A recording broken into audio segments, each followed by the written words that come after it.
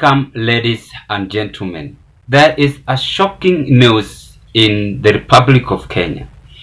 As our country have bordered the same boat with Namibia, as NCBC World News is coming out that FATF, Financial Crime Watchdog, adds Kenya and Namibia to its grey list.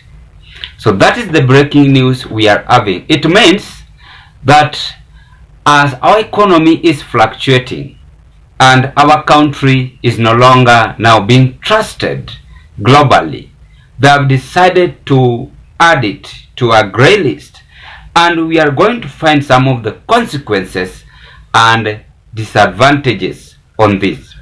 The consequences on this is that when a country is put on the list, it means that it is under increased monitoring by the FATF.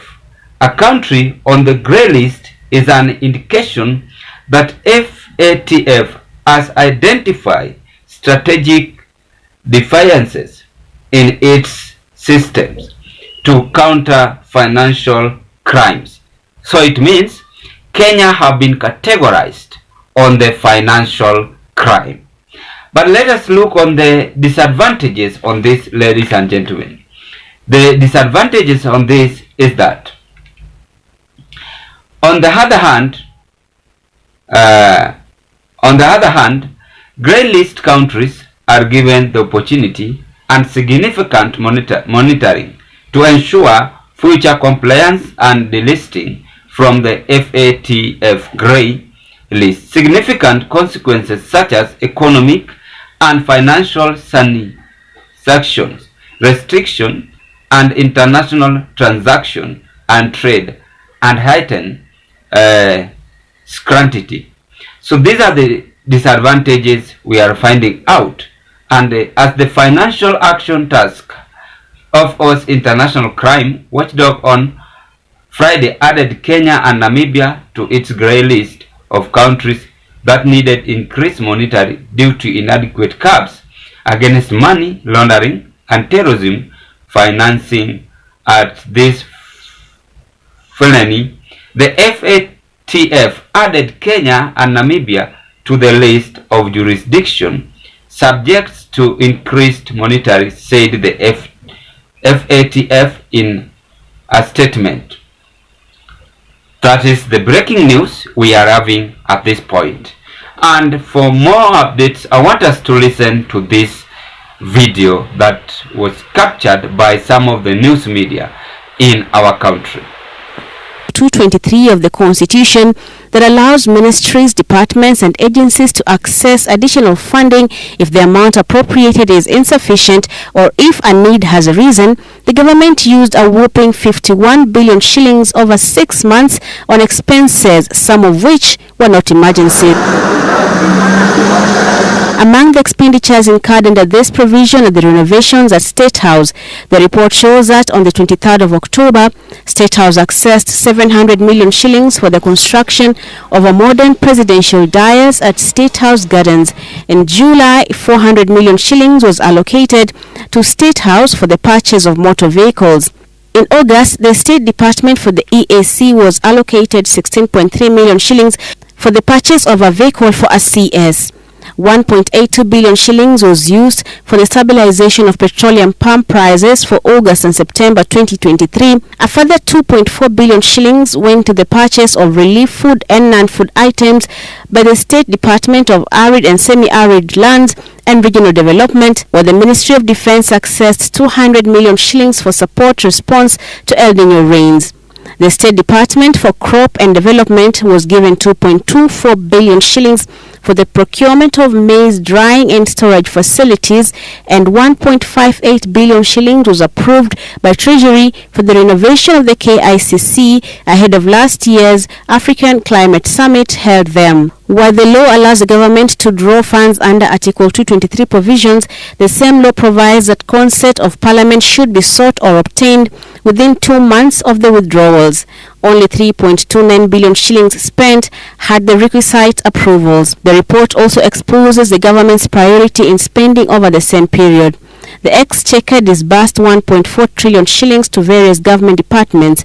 The lion's share of the amount, 1.23 trillion shillings, went to recurrent expenditure, while 291 billion shillings was spent on personnel emolument. A paltry 7.41 billion shillings was used by government agencies for development. The spending comes as the government's control of budget drew attention to the growing public debt that at the close of 2023 stood at 11.14 trillion shillings. 51 billion July to December, that is duration of 6 months, have been spent by Kenya Kwanza government. And as we have been added to SNB, have exposed that our country have been added to the grey list. And I came to realize that there is big shock in our country. As the president pretends that things are okay, but our country is now in a dangerous situation. The problem is that the amount of looting of public resources is high, and a UDA government it is as if they don't want our country to grow. That is what I've observed. Then again, the government have allowed a lot of illegal activities to be done, and in fact even Fred Matiang'i goes against this last year or 2022, if you can recall. It means that Kenya is condoning money laundering and terrorism financing for them to be put in a grey list. So Kenya in Africa are bordered the same board by Namibia, and you know, if I say Namibia, you understand what is now going on in Namibia. You have to understand. State House uses millions of money or shillings without approval by controller of the budget, and this might be the consequences we are now finding. And ladies and gentlemen, if we go on this way, then it means that our country is going to be on a very, very wrong side. And as I have displayed the disadvantages and the consequences on the country in a grey list, then it means Kenya have been ranked number 2 in Africa. As Namibia economy is unwanting, then we are preferring our country also.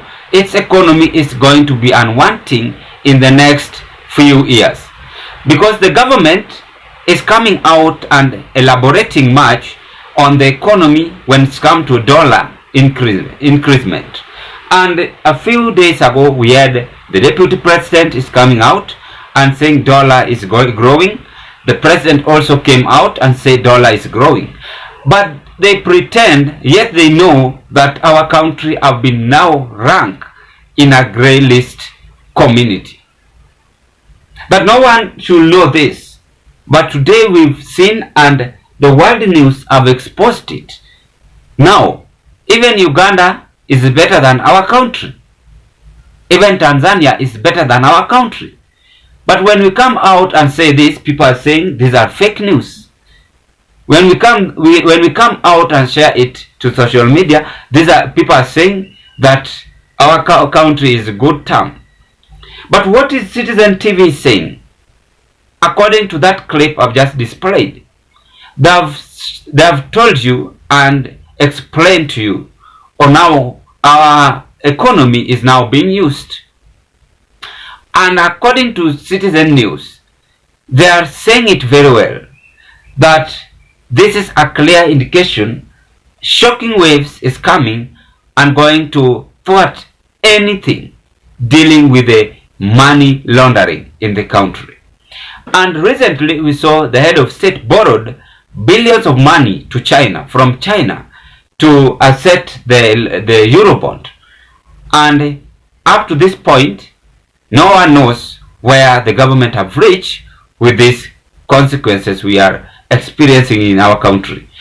As things are worsening, and we've been now put in a grey list from CNBC News, then it means that President Ruto need to stop borrowing and it needs to stop putting heavy taxation on Kenyans, but to concentrate on agricultural sector.